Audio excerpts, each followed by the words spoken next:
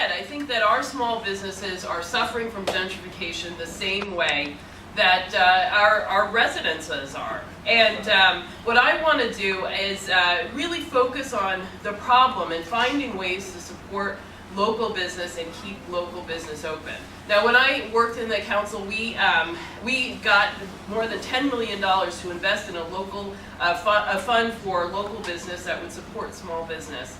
And that included actually money for marketing. It included money for low interest revolving loans. It included money for seed capital, and it included money for job training for local residents. So it was a full-on package. And I think that marketing is very important for local business. But we have to really look. I mean, if you look on Myrtle and you look on Vanderbilt and on Washington and Franklin, these avenues are getting so hyped and so, people are so excited to open businesses there that, I know people who their lease ends this year, and the landlord wants to raise the rent 400%.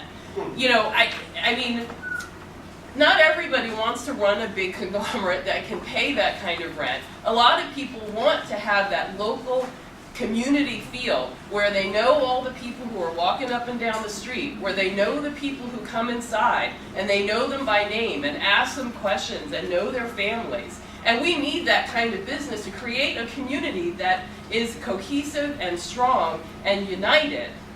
And so we've got to find a way to support this kind of business. Now, we do need restaurants and bars, the ones that can pay rents up towards of $8,000.